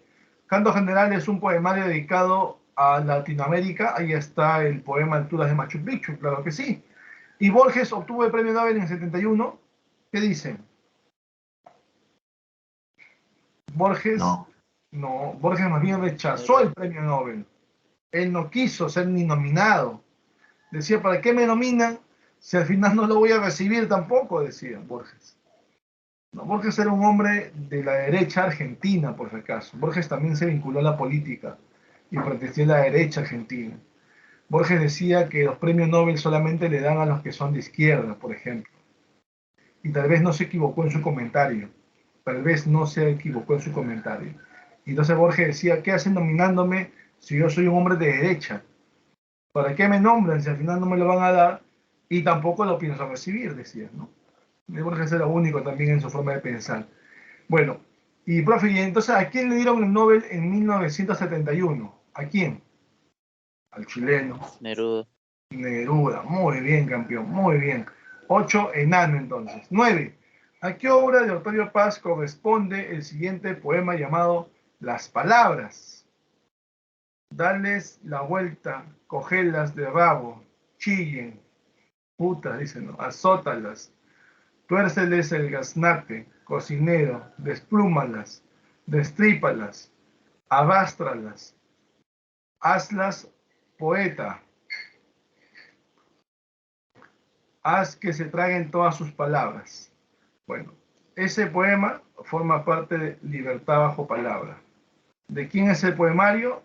De Octavio Paz. Ese es un poema que forma parte de Libertad bajo palabra. Es el poema, ¿no? En este caso llamado Palabras, las palabras. ¿Ya? Muy bien. 10. No es una obra de Pablo Neruda. No es una obra de Pablo Neruda. ¿Cuál? Al ojo nomás está. ¿Por qué? Porque esa es una obra que contiene caligramas de Octavio Paz. Quien estuvo así atento, yo lo dije en la clase. Topoemas, claro, es la obra en caligramas de Octavio Paz. Profe, todas las demás son de Pablo Neruda, incluyendo los versos del Capitán también. ¿Ya? 10, beso. 11, son forjadores de la poesía hispanoamericana, excepto, ahí está una pregunta similar, vino hace un tiempo en CEPREVI. ¿Quién no sería un forjador de la poesía hispanoamericana? Claro, Gabriel García Márquez. ¿Él parte de qué es? ¿De los forjadores o del boom? Del boom. Del boom latinoamericano, ¿cierto? Muy bien, muy bien. Premio Nobel 1982, Gabriel García Márquez. 11 casa. 12. En relación a la vida y obra de Pablo Neruda, coloque verdadero o falso. A ver. Nació en Buenos Aires, falso. Fue presidente de Chile, falso. Autor de Luna Silvestre, no. Esa obra de Luna Silvestre es de Octavio Paz. Murió en París, falso. Se muere en Chile. Escribió Vivir para contarla, falso. Todas son falsas ahí. ¿Ya? Porque Vivir para contarla es de Gabriel García Márquez, pues, libro de memorias. Entonces, de 12, la letra B, beso. 13. Articula adecuadamente entre periodo poético y poemario de Pablo Neruda. ¿Cuál sería? A ver. Iniciación. ¿Cuál sería iniciación? ¿Cuál es el poema de iniciación? Su primer poemario. Crepusculares. Crepusculares. Claro. A con 3. Ya está. A con 3. Ya pueden ser 3 claves. Ya. Seguimos. Vanguardia. ¿Cuál sería vanguardia? Residencia en la tierra. La residenciaria, pero vanguardia, ¿no? B con 1. ¿Está bien? Lo político social o social político. ¿Con cuál? Con canto general. C2. La clave sería la letra C. La letra C. Porque lo profesional está vinculado a odas elementales. D con 4. Casa. Casa. 13 casa. 14. El cubano es autor de, que es una poesía negrista, dice. ¿Quién era el cubano? De tendencia social su obra. Nicolás Guillén. Muy bien, dijimos poesía pura y poesía social. Y en este caso está Nicolás Guillén con su poesía negrista de tendencia social llamada Songoro Kosongo. 14 casa. 15. Su poesía es catalogada de conversacional. Ese autor es nicaragüense y clérigo. También lo catalogan así, ¿no? Conversacional también. Pero dice nicaragüense y clérigo. Ah, entonces es de Nicaragua. Ernesto Cardenal. Ernesto Cardenal. La letra A. Ya. La letra A. Muy bien. 16. Son poetas peruanos. Son poetas peruanos. ¿Ah? Solo peruanos. Y en caso de uno de ellos es Villagalino todavía. Escribió Álbum de Familia.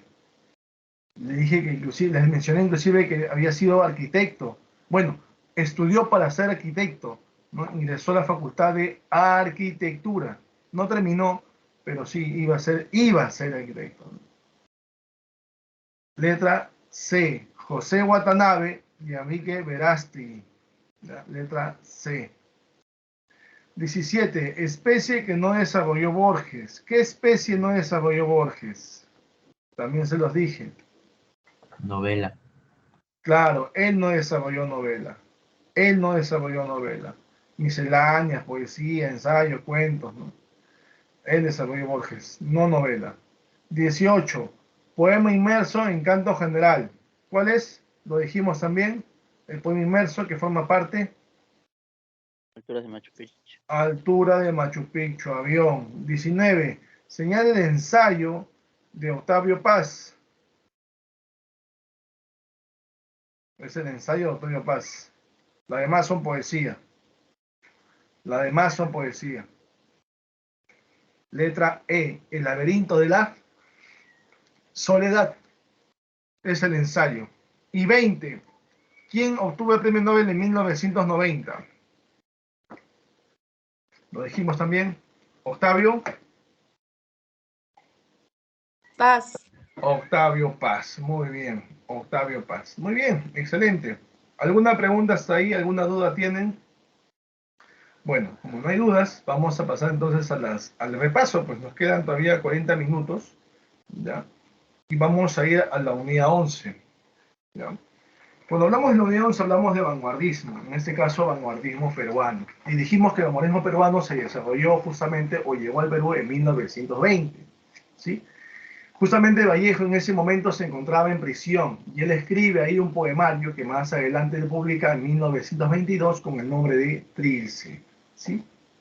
Ahí encontramos algunos representantes, inclusive también mencionamos en la clase del día de hoy, hemos mencionado, por ejemplo, cómo le decían a Alfredo Quispe Sacín, que es el más surrealista de todos. ¿Cómo le decían a él? ¿Cómo se hacía llamar él?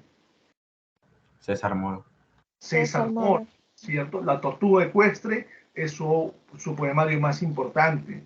Después había otro también que tenía obras como La mano de Sacida, Travesías de Extramares, La rosa de la espinela, La casa de cartón. Él se llamaba Rafael de la Fuente Benavides. ¿Cómo le decían? Muy bien. ¿Cómo le decían? Martín Adán. Muy bien, muy bien. Después teníamos al autor de Panoplia Lírica o de Stanley. ¿Recuerdan quién era? Xavier Abril. Claro. Después estaba Polirritmos, estaba Blanca Luz, Himnos del Cielo. Era futurista él. Parra del Riego. Muy bien, Juan Parra del Riego. Mencionamos ahí 5 metros de poemas. Carlos Oquendo de Amat. Carlos Oquendo de Amat. Sí, muy bien, muy bien. También mencionamos a Alberto Hidalgo, también mencionamos a Emilio Adolfo Westphalen, con Un mundo dividido también mencionamos. Entonces, ellos eran los representantes de la vanguardia peruana y, por supuesto, César Vallejo. Si yo les digo, a ver, el poema 28 en romano, veo el poema 28 en romano, el poema 7 en romano, ¿a qué poemario pertenece? Profe, no hemos visto el poema 7, profe. ¿Cuál? Trilce. ¿Por qué Trilce? Trilce. ¿Por qué Trilce? A ver, ¿quién me dice? A ver. Profe, porque está en el libro, pero el 28 pertenece a Trilce, claro. Porque Pero, todos sus poemas están enumerados, bueno, están en números romanos. excelente, esa es la respuesta. Si yo veo que me dan un poema, el 12 en romano, el 17 en romano, el 25 en romano, el 77 en romano, ¿ya? Porque recuerden que Trilce tiene 77 poemas y todas están en romano, enumeradas en romano. Entonces estoy hablando de Trilce. ¿Ya? No sé, esa respuesta de su compañera es muy buena, por ejemplo. Excelente, muy bien. ¿Sí? Muy bien. Después encontramos, a ver, cuando hablamos nosotros de vanguardismo, a ver, Yair, ¿qué nos dice Yair? A ver. A ver, Yair. Muy bien, ahí está, excelente. ¿Sí? A ver, ¿qué hablamos nosotros sobre vanguardismo?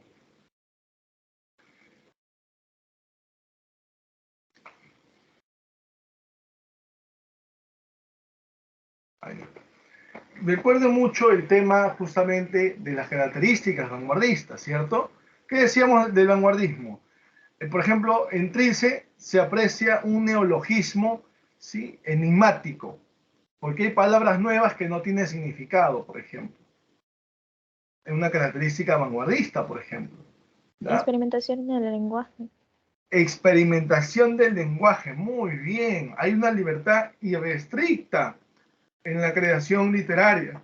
Por eso que decíamos que ellos rechazan todo lo tradicional, ¿sí? Rechazan todo lo tradicional. Aplican el verso librismo, el verso libre o verso librismo también le llaman. Encontramos ahí, dijimos, a muchos autores surrealistas que acabamos de mencionar. Martín Adán, que es en este caso Rafael La Fuente Benavides, César Moro, que es Alfredo Quispe Sacín, así se llaman ellos, ¿no? Estaba Emilio Adolfo Westphalen, Carlos Oquendo de Amat, Xavier Abril, Alberto Hidalgo, eran surrealistas. El mismo César Vallejo era surrealista. Pero había uno que era futurista. ¿Dijimos? Lo acabamos de decir ahorita. ¿Quién? No me equivoqué. Parra del Riego. Juan Parra del Riego. Son datos que hay que recordar, ¿eh? Y el máximo representante de la vanguardia peruana, ¿quién era? César Vallejo. César Vallejo. Muy bien, César Vallejo. ¿Ya?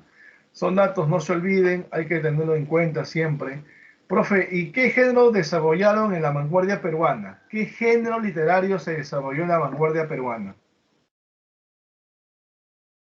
¿Qué género literario se desarrolló en la vanguardia peruana? Principalmente. Lírico.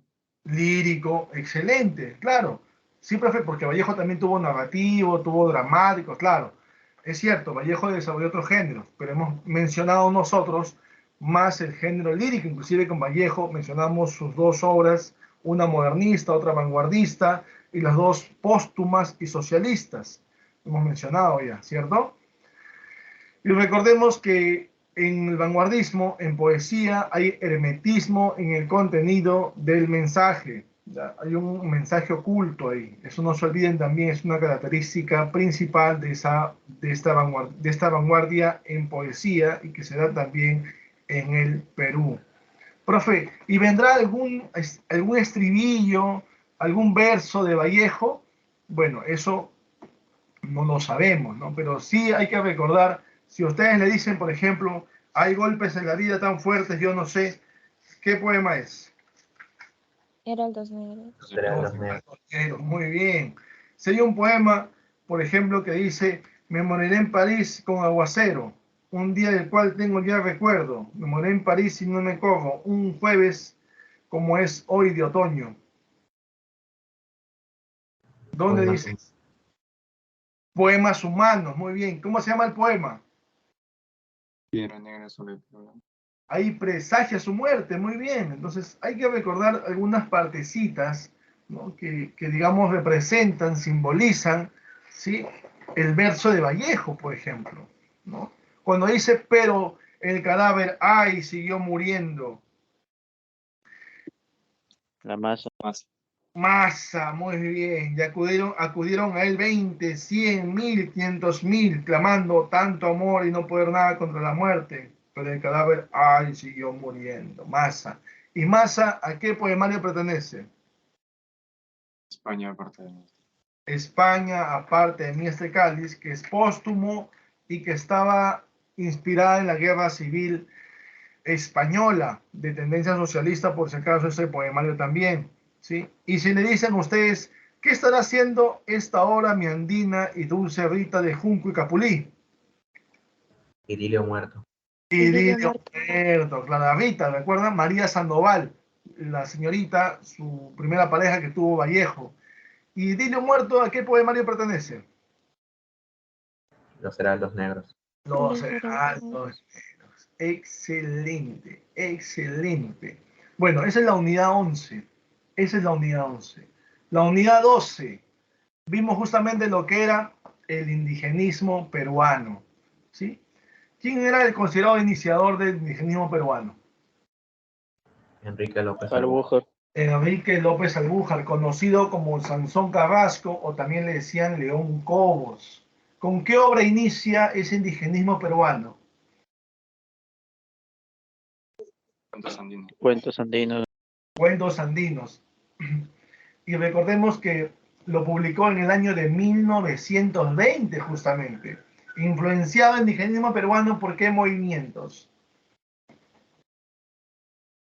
¿Qué movimientos influenciados? Vanguardismo. Y hay otro más. ¿Cuál? Realismo. El realismo y el vanguardismo van a influenciar a este indigenismo. Y recordemos que Enrique López Albújar nos va a dar a conocer la psicología del personaje, en este caso indígena, cómo se va a comportar, su comportamiento. Nos va a mostrar sus valores, sus virtudes, sus vicios y defectos. Eso no se olvide.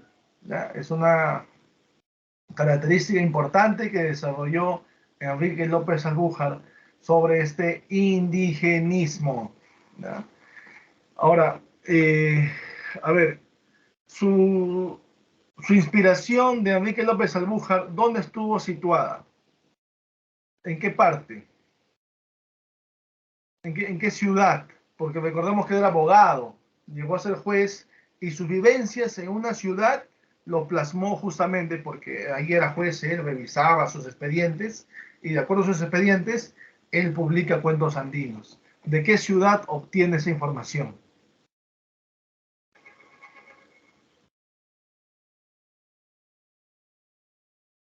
Lo dije, ¿eh? De la ciudad de Huánuco. La ciudad de Huánuco. ¿Ya? Entonces, recuerden, ¿y Huánuco en qué parte está? ¿Es sur, norte o centro? A ver, ustedes que saben geografía, más que yo, que han viajado más que yo. ¿Huánuco dónde queda? ¿Norte, sur, Centro. centro? Ay, miren, a ver, a ver, a ver. Ahí está, ya empezamos a debatir ya. ¿Dónde queda Huánuco? ¿Norte, sur, centro? Norte, Centro norte. Ah, ahí está. ¿Dónde queda Huánuco? ¿Mm?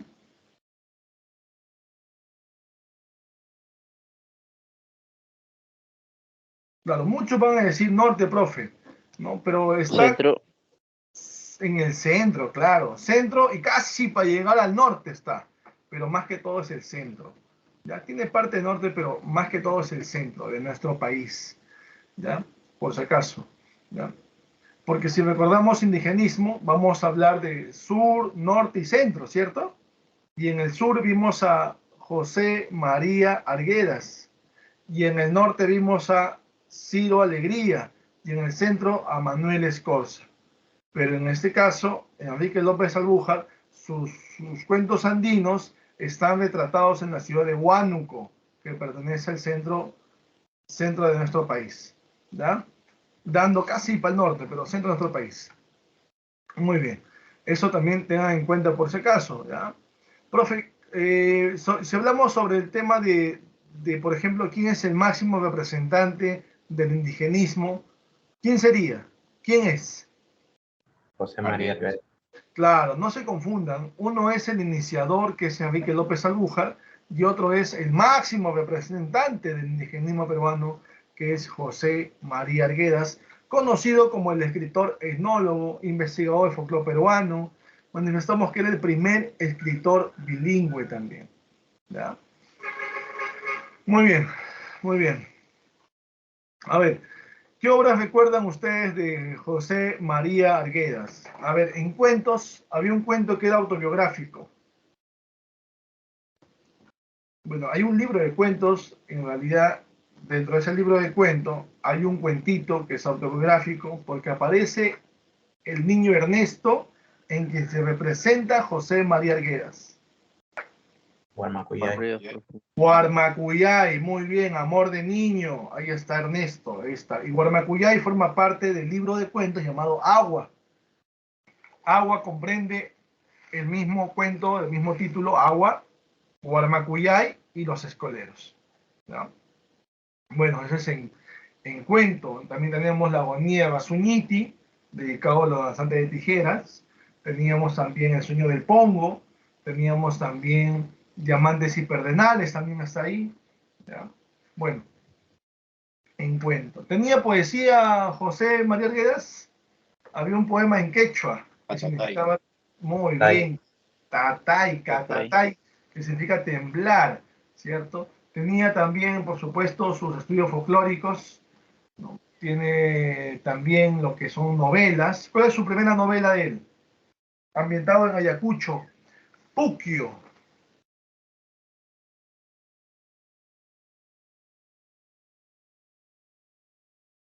Vamos, el Turupuyay.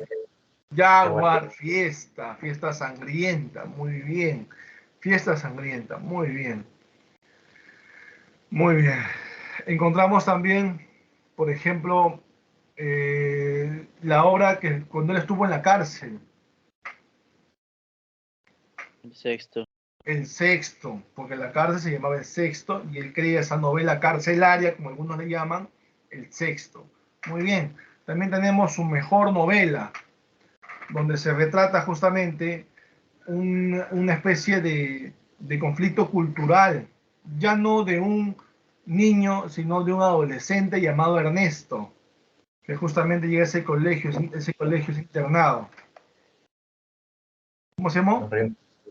Los Ríos ríos Profundos. profundos, donde aparece el adolescente ahora, Ernesto, o sea, ahí mismo se representa José María Arguedas, por eso dicen que esa obra también es autobiográfica. ¿Y en qué departamento se da? ¿En qué ciudad se da? Recuerden que él es andahuaylino. De Andahuayla se va a Abancay. Y justamente esta obra está retratada en Abancay. Está representada en la ciudad de Abancay. ¿Sí? Bueno, es su obra más importante, Los ríos profundos. También de tendencia autobiográfica, como le dije, por la presencia de Ernesto, ¿no?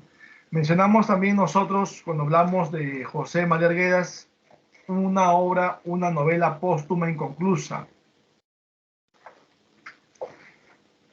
El zorro de arriba y el El zorro zorro de arriba y el zorro de abajo, muy bien. Póstuma inconclusa, ambientada en Chimbote, donde habla del boom pesquero y cómo los pobladores que se encontraban ahí van a vivir, van a convivir, ¿sí? Ese era el zorro de arriba y el zorro de abajo. Y tenía una obra extensa, una novela extensa, justamente donde se da a conocer que nosotros somos un país multirracial, pluricultural, ¿cómo se llama? Muy bien, todas las sangres, muy bien, muy bien. Entonces ya tenemos ahí a José María Arguedas, representante máximo del indigenismo peruano, de la corriente indigenista del sur, ¿verdad? Y en el norte estaba Ciro Alegría, que mencionamos también ahí, por ejemplo, que estuvo en prisión, que fue estudiante de César Vallejo, él nació en Quilca, Huamanchuco. Mencionando a Ciro Alegría, él publicó sus novelas allá en Chile, por ejemplo, una que ganó el premio Nacimiento, La serpiente de oro. La serpiente de oro.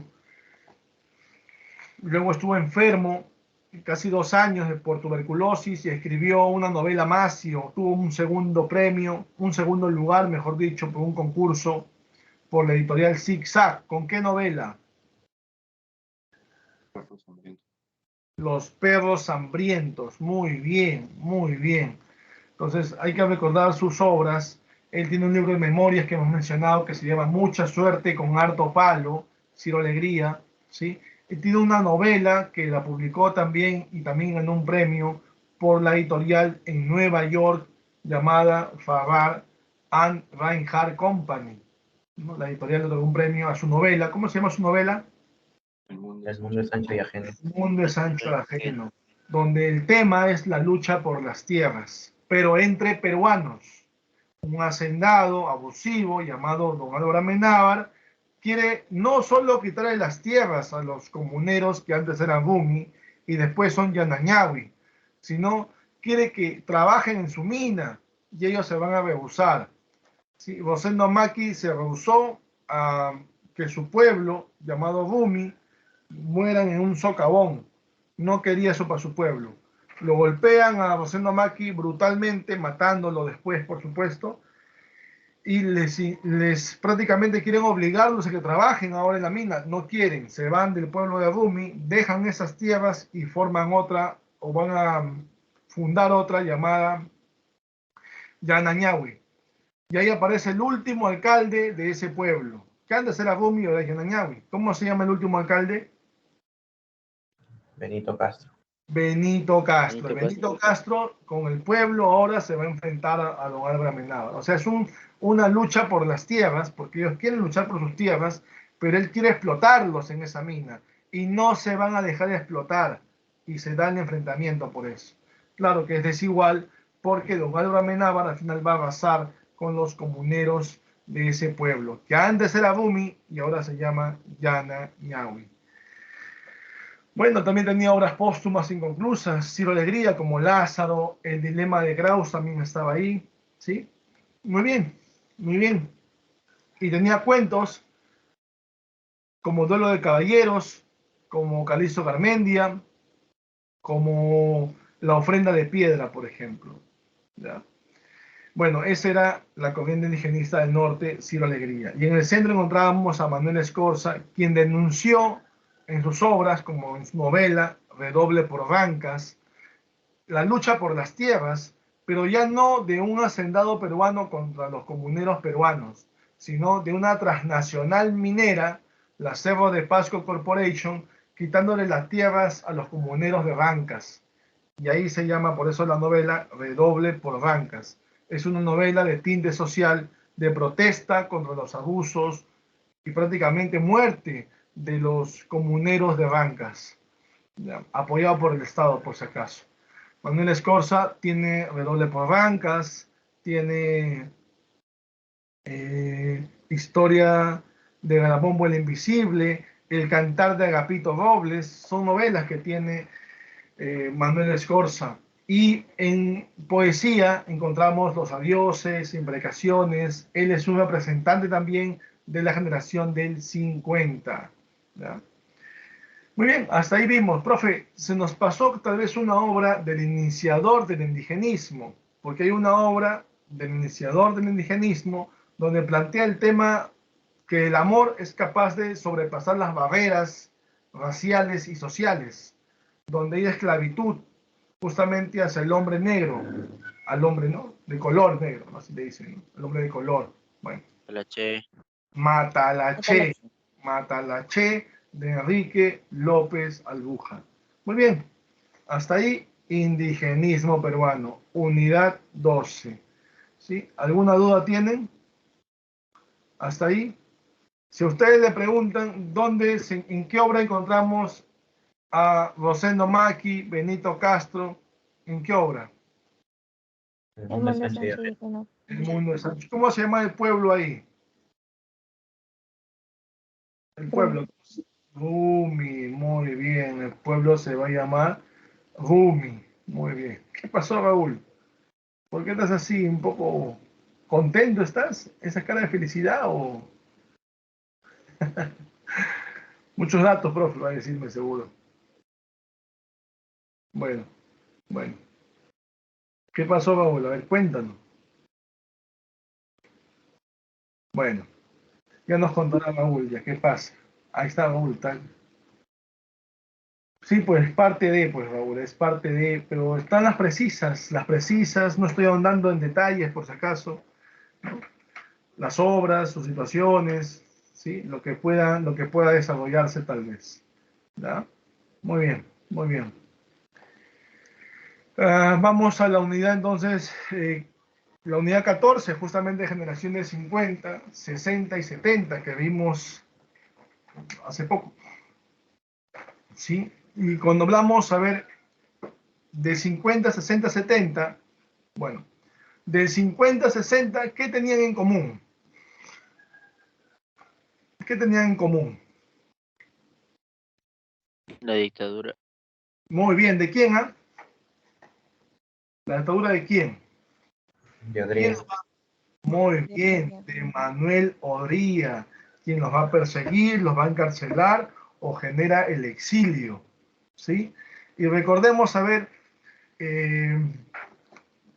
esa literatura de 50 y 60, ¿de qué nos habla? Su literatura, ¿de qué nos habla? ¿De qué proceso nos habla? Migración. Migración. ¿Y la migración de dónde a dónde iba? Del campo a la ciudad. Del campo. Del Ángeles.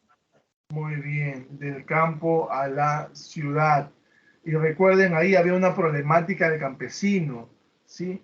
Porque vamos a ver juventud descarriada, vamos a ver crecimiento de las barriadas, alienación, vamos a ver la polarización social, ¿sí? Son detalles que se ven dentro de esa llamada, bueno, dentro de ese llamado proceso migratorio, ¿no? Consecuencias del proceso migratorio del campo a la ciudad, por así decirlo.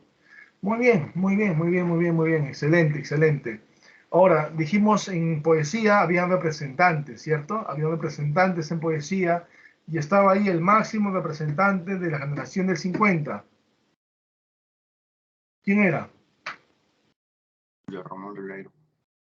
En poesía, en poesía, en poesía. Alejandro. Romualdo. En poesía, Alejandro Romualdo. Sí, profe, porque si hablas, no dice en poesía o narrativa, yo digo, bueno, Julio Ramón Ribeiro, ¿no? Pero es en narrativa, pues, ¿cierto? Es en narrativa, ¿ya? Y de Alejandro Romualdo, recordar, bueno, Canto Coral a Tupac Amaru, que forma parte del poemario Edición Extraordinaria, que es de tendencia social. ¿Ya? Alejandro Romualdo Trujillano, dijimos, ¿cierto? Periodista, dibujante, polemista, pero sobre todo poeta, decía él. Sobre todo poeta. Y en narrativa, en este caso, tenemos a Julio Ramón Ribeiro, un libro de cuentos, su cuentística, ¿cómo se llamó? Su libro de cuentos. La palabra del mudo. La palabra del mudo. Encontrábamos varios cuentos, ¿cierto? Entre ellos estaba el cuento de la explotación infantil, el cuento donde el abuelo en ese caso, vive en frustración, quiere lo mejor para sus nietos, pero lamentablemente tiene que explotarlos, ¿no? Los gallinazos Los sin, Los plumas. gallinazos sin plumas. sin plumas, hay un chancho llamado Pascual, los hermanos llamados Efraín y Enrique, el abuelo Don Santos en este caso, ¿sí? Bueno, de ello hablamos la clase pasada justamente. Cuando hablamos nosotros de la narrativa de Julio Ramón Ribeiro, recordar también a este profesor suplente, otro cuento, Alienación, La botella de chicha, Silvio Merceral, tiene varios cuentos aparte de los Ainazos, Sin pluma, que es el cuento más emblemático de Julio Ramón Ribeiro, quien también tiene un libro de memorias. ¿Cómo se llama el libro de memorias de Julio Ramón Ribeiro? Solo para fumadores. Solo para fumadores, solo para fumadores. Muy bien. Ahí a Raúl quiere que ya sea ya el examen, ¿no? Sí, pues, muy bien. ¿Qué más encontramos? Encontramos también, por ejemplo, el libro de memorias que ustedes han mencionado, Solo para fumadores. Tenía novelas también, Los Genecidas Dominicales, Crónica de San Gabriel. Son novelas también de Julio Ramón Ribeiro, máximo representante de la generación del 50. Y luego vimos la generación del 60, ¿cierto? Del 60. Y ahí, por ejemplo, ¿qué dijimos sobre nuestro amigo Mario Vargas Llosa? ¿Era iniciador de qué? ¿De qué era iniciador? De un latinoamericano. Un latinoamericano. ¿Y su primera novela cuál fue de él? Porque inició el boom, ¿sí? La La, ciudad de los perros. la ciudad y los perros. Muy bien, muy bien. ¿Cuál es su última obra de él? Dijimos. Lo escribí inclusive ayer. Su última obra, 2022. La mirada quieta. La mirada Mirada quieta. quieta. La mirada quieta, que es un ensayo. Y si no hubiese esa obra, dijimos que era 2020, Yes. medio, 2020, medio siglo con Borges, que es otro ensayo. Y si no es ese ensayo, medio siglo con Borges, 2019, que justamente es Tiempos Recios, ¿sí? Y si no es esa, La llamada de la tribu, 2018, otro ensayo. Y si no es esa, Cinco Esquinas, 2016, que es novela. Entonces, tienen que ver entre esas novelas cuáles son las últimas, ¿no? Pero ya saben que la ultimita de este año, La mirada quieta, ¿ya? Donde justamente analiza la obra del autor Benito Pérez Galdós, ¿ya? Muy bien, a ver quién nos dice Yair. Ah, ya, bueno, hay otra, pues, ¿no? Son alternativas, pues, que se pueden dar, ¿no? Muy bien. ¿Ustedes recuerdan sus ensayos de Mario Vargas Llosa? Por ejemplo, tenía ensayos, ¿cierto? La orgía perpetua. Gustavo Flaubert, Madame Bovary. La orgía perpetua. Encontrábamos también Historia de un deicidio. Gabriel García Márquez. Es un ensayo con el que obtiene su tesis doctoral, inclusive. Pero es un ensayo. Utopía arcaica, otro ensayo. Contra viento y marea, otro ensayo. Y los ensayos que hemos mencionado, La llamada de la tribu, 2018. Mencionamos también Medio siglo con Borges, 2020. Y el último ensayo, que es en este caso La mirada quieta. ¿Ya? ¿Cuándo obtuvo el premio Nobel Mario Vargas Llosa? ¿Cuándo fue? ¿Qué año? 2010, ¿cierto? 2010. ¿Con qué novela obtuvo? La Casa Verde. ¿Seguro? ¿Seguro que es con una obra? Hemos dicho varias veces, ¿eh? No, muy bien, no te entregan el premio Nobel por una obra. Ese es un error. No te entregan por una obra, sino es por todo el repertorio literario. Todo el repertorio literario. Y cómo esas obras influyen en tu sociedad. Entonces no hay que adjudicar el premio Nobel a una novela, a algún cuento, a alguna poesía, no, sino a todo su repertorio literario. ¿Ya? Ahora, sí, cuando hablamos de La Casa Verde, por ejemplo, es una novela que obtuvo varios premios, Premio Nacional de Novela, Premio Rómulo Gallegos, Premio Crítica Española. Es una novela que obtuvo varios premios y está ubicado, o sea, el lugar donde se desarrolla esa novela es en Piura, afuera de la ciudad de Piura, donde hay un prostíbulo, ¿sí? Y hay situaciones que se dan en él. Entonces, en base a esa realidad, habla La Casa Verde, por ejemplo. ¿Y cuál era su mejor novela de Mario Vargas Llosa?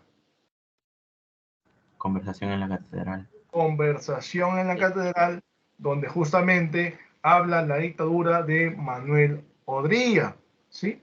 Y la corrupción que había en ese gobierno. Si a ustedes le dicen qué premio obtuvo La Ciudad de los Perros, ¿ustedes recuerdan algún premio que obtuvo La Ciudad de los Perros?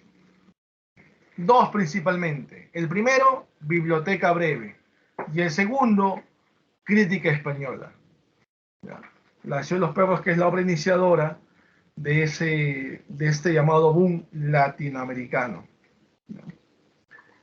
Entonces hay que recordar sus obras narrativas. En cuento, obtuvo un premio, Leopoldo Alas, con ese libro de cuentos, Los Jefes. Muy bien, Los Jefes. Muy bien, Los Jefes, muy bien. Los Jefes, cuento. En novela hemos mencionado varias novelas ya, ¿sí? También tenía obras dramáticas. ¿Recuerdan alguna obra dramática de él? La huida del Inca. Su primera obra teatral, La huida del Inca, La señorita de Tacna, La chunga, son obras dramáticas, obras dramáticas. Entonces ustedes tienen que saber cuáles son narrativas, cuáles son dramáticas, cuáles son expositivas, o sea, ensayos. Sí, hay que recordar ello. Y Vargas Llosa no escribió o no publicó poesía, por ejemplo. No publicó poesía. Tal vez haya escrito sus poemas, pero no las publicó. Es como Borges. Habrá escrito su novela, pero nada publicó. No la publicó. Entonces no tiene novela Borges, no tiene poesía Vargas Llosa. Muy bien, muy bien. Y recordar pues quiénes son los bueno, ya vamos a entrar a lo que vimos esa es la unidad. Ya, perdón. Nos falta otra generación. En el 70, ¿quién era el máximo representante?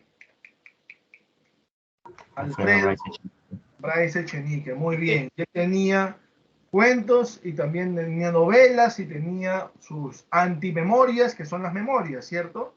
Y recordemos que también tanto el 50, 60 y 70 había influencia del vanguardismo, no se olviden, influencia de vanguardismo. ¿Ya? Cuando hablamos de Alfredo Echenique, recordar su libro de memorias o antimemorias, Permiso para vivir, Permiso para sentir, Permiso para retirarme. ¿Sí? En sus novelas, bueno, está La Miguelita de Tarzán, El huerto de mi amada, su novela clásica, inclusive que gana un premio, Fomento la Cultura, Ricardo Palma. ¿Cómo se llama su novela? Donde critica a la aristocracia limeña por la forma como educan a sus hijos, su comportamiento. Un mundo para Julie. Un mundo para Julius. Y recuerden, 50, 70, 60 hablan de la clase media, vivencias, generación del 50, modernización de la clase media, generación del 60, y del 70 habla de la clase alta, de la aristocracia, la burguesía limeña, por así decirlo. ¿Ya? Y sus cuentos, profe, La felicidad, ja, ja, y también estaba Huerto Cerrado, que obtuvo un premio otorgado por la Casa de las Américas. ¿Ya? Esa es la generación del 70. Ahora sí vamos a la unidad 14, que es la que hemos visto hace poquito también, ¿sí? Y recordemos que habían forjadores y habían otros que eran los forjadores, iniciadores o fundadores, y otros eran del boom. A ver, quiero que me digan los 6 forjadores, los 6 iniciadores incluyendo, yo les digo, a ver, les digo algunos detalles, ustedes me dicen quién es, pero son 6 que hemos visto, ¿eh? 6 forjadores. A ver, ¿quién es el iniciador de esa nueva narrativa hispanoamericana? ¿Quién inició con todo ello? Inclusive con una novela llamada El Pozo. Nacionalidad uruguaya, muy bien, Juan Carlos Onetti. Juan Carlos Onetti. Premio Nobel, 1967. Su Miguel obra, Ángel Asturias. muy bien, Miguel Ángel Asturias. Su obra, El señor presidente. Tenemos también ahí al teórico de lo real maravilloso, el cubano, Alejo Carpentier. Carpentier, muy bien, muy bien. En su obra, ¿recuerdan? El reino de este mundo, donde plantea lo teórico de lo real maravilloso. También tiene otra obra que se llama El siglo de las luces también, ¿no? Después teníamos también ahí a un venezolano que renovó la novela histórica, Arturo Uslar Pietri. Después teníamos a un mexicano que planteó lo real maravilloso a través de su novela Pedro Páramo, en un pueblo llamado Comala. Juan Rulfo. Juan Juan Rulfo, Rulfo. muy bien, Juan Rulfo, muy bien. ¿Sí? Y por supuesto encontrábamos ahí al maestro del cuento fantástico, de la literatura fantástica. ¿Quién era? Argentino, Jorge Luis Jorge Borges. Luis Borges, quien tenía ensayo, ¿sí? Ahí está El tamaño de mi esperanza, Inquisiciones, quien tenía cuentos como El Aleph, como ficciones, El libro de arena, y tenía poesía como Fervor de Buenos Aires con tendencia ultraísta. La Rosa Profunda también estaba ahí. Bueno, mencionamos a ellos, ¿no? Que son forjadores, iniciadores, ¿sí? Y el otro eran los del boom, que eran 4. Y ahí había 2 premios Nobel. Gabriel García Márquez, ¿cierto? 1982. El otro era Mario Vargas Llosa, 2010. Estaba un mexicano que desarrolló la novela Total. ¿Recuerdan? El mexicano, autor de La muerte de Artemio Cruz y La región más transparente. Claro, él, Carlos Fuentes. Voy a colocar acá, Carlos Fuentes. Es autor de esas novelas. Y desarrolló la novela Total. Ahí está, Carlos Fuentes. Ahí está en el chat, también se les he puesto, por si acaso, 2 novelas que tiene él, y hay que recordarlas, ¿ya? Si yo le digo, Rayuela es una leyenda experimental, ¿está bien o no? Rayuela es una leyenda experimental, ¿qué dicen? ¿Sí o no?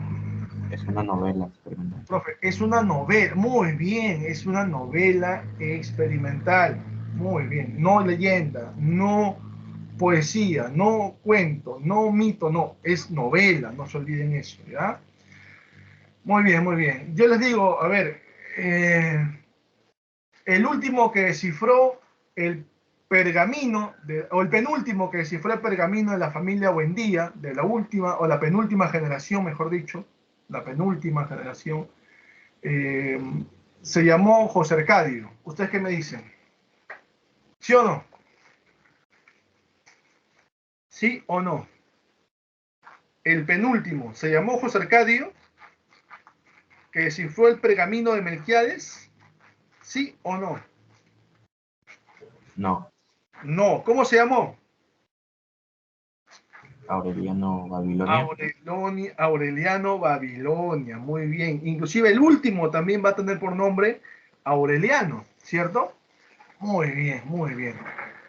Oye, veo jóvenes, señoritas, que están listos para este examen del día jueves, ¿sí? Yo antemano les deseo éxitos, ¿sí? Les deseo éxitos, les deseo bendiciones para que les vaya bien en este examen y estoy seguro que van a tener los frutos de su preparación que han tenido en estos casi 2 meses, ¿sí? Cualquier pregunta que tengan antes del jueves, ahí está el chat, así que pueden aprovechar todavía. Y si hay la oportunidad de realizar un repaso otra vez, no hay problema de mi parte. Cuando gusten, Mientras no demos todavía con el examen final, hay días todavía que pueden aprovechar. ¿Sí? Yo les deseo éxitos, bendiciones, les vaya muy bien. Y cualquier cosa, su servidor, José Vila Castillo. Gracias, que tengan muy buenos días. Y aprovechen, queda poco tiempo. ¿Sí? Aprovechen, aprovechen.